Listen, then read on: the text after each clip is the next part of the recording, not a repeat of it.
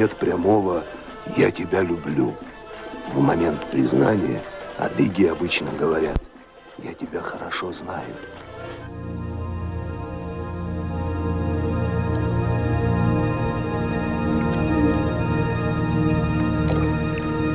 О кавказском отношении к людям старшего поколения известно достаточно. Но давайте поговорим о другом. Давайте задумаемся над тем, как трудно порой обратиться за помощью даже к другу. Просьба просьбе рознь. Но мы говорим о тех, что произносится в отчаянии, когда неожиданная беда, болезнь или старость лишают человека жизненного равновесия.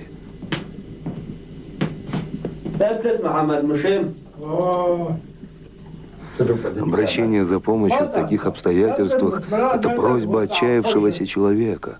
А по адыгскому этикету нельзя допускать, чтобы он попал в подобную ситуацию, ведь тогда страдает его честь. Город, конечно, живет разобщенней, но в глубинке радость и горе делят вместе. Об одиноких и нуждающихся здесь пекутся всем селом.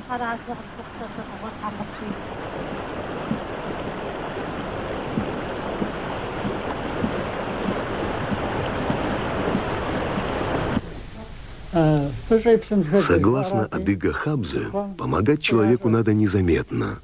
По этому поводу адыги говорят так: сделай добро и брось в воду. Вдовам и беспомощным ночью, зимой завозят дрова, осенью пшеницу, и часто получается так, что и муки у них больше, чем у богатых, и теплее, чем у всех. А если в ауле свадьба, будьте уверены, поможет каждый дом. Помогают, как вы догадываетесь, не только птицей, хотя это немаловажно, ведь из нее готовят древнее ритуальное блюдо – гедлибжа, без которого не может пройти ни одно застолье. Помогают всем, чтобы свадебное пиршество было достойным, выказывая тем самым уважение к дому жениха и невесты. Но вот мы приблизились к свадьбе.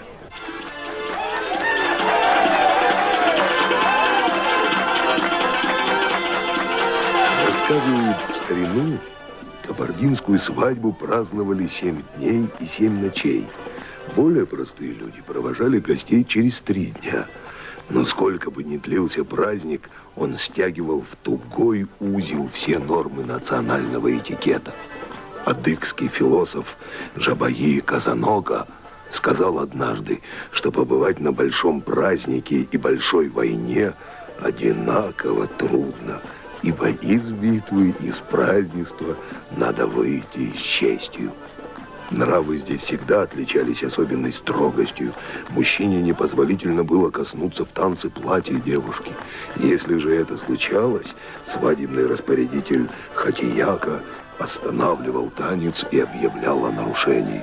Оскверненный лоскуток вырезали из платья, привязывали к лапке вороны и отпускали. Проштрафившийся должен был изловчиться, поймать улетевшую птицу и вернуть девушке злосчастный лоскуток вместе с новым платьем. Конечно, это глубокая архаика, то, что время давно унесло из жизни. Но оно не унесло главное – стремление адыга в любой ситуации сохранить свое лицо и свою честь. Многое из древнего свадебного ритуала продолжает жить и по сей день. Как, например, обычай, согласно которому мужчины и женщины сидят отдельно. Эта сторона этикета часто вызывает удивление гостей, усматривающих здесь унижение женщины. Впрочем, мнения на этот счет разные. Глубокое почитание женщины, чтобы не видеть ее за этим, в некотором смысле, интимным процессом, мне кажется, побудило моих предков организовать вот такое раздельное застолье. Почему я должен видеть, как женщина там раскрывает рот, испытывает неловкость, как она берет большой кусок, маленький, поперхнулась и так далее. Вот эти застолья раздельные организуются только для еды. Потом они вместе танцуют, вместе собираются, вместе разговаривают, вместе гуляют.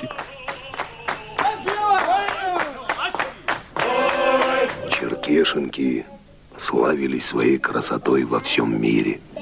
Но не только поэтому мужчины добивались их руки.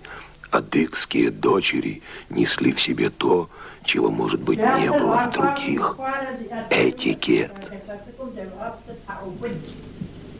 Невесту в день свадьбы должны окружать прежде всего благополучные люди. И потому магический хоровод вокруг нее обычно исполняют 7 женщин, судьбы которых не омрачены никакими потерями. А это значит, у каждой из них в добром здравии пребывает отец, мать, свекор и свекровь, муж и ребенок, что вместе с каждой танцующей снова составляет магическое число, цифру 7.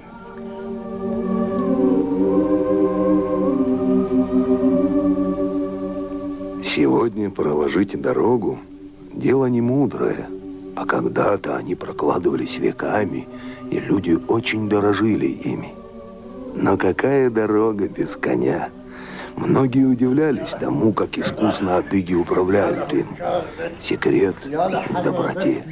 Коня здесь никогда не бьют. Дух его остается несломленным, и привязанность к хозяину не ослабевает. Как раньше, так и теперь, провожая мужа или сына в дорогу, черкешенки обращаются к Зекуатха, покровителю странников, и вслед путнику звучат благопожелания. Пусть легким будет путь и радостным возвращение. Считается, что доброе слово умножает силы человека, помогает ему в пути.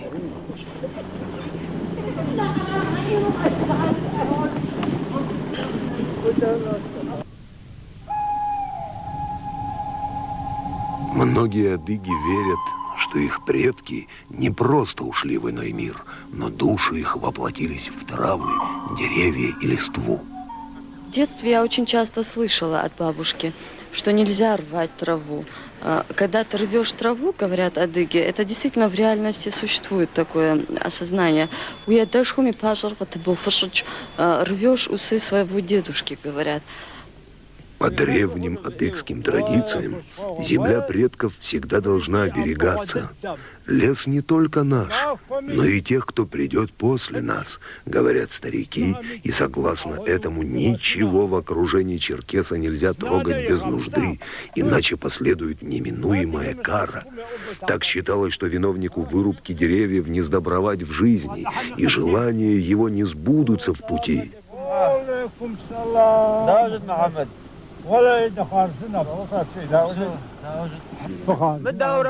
Как ты оказался здесь, Тхамада? Пришел с другом, может быть, в последний раз окинуть взором пространство, в котором я столько пробыл. У адыгов есть старый обычай. Точно так же, как в дом входишь, здороваешься с хозяевами, так и когда в лес входишь, надо поклониться. Да, я слышал об этом. Если есть у человека душа и сердце, он понимает, что природа тоже живое существо. Тайну адыгства пытались постичь многие, но понять, что за сила скрыта в словах «разве ты не адыг?», нам еще предстоит.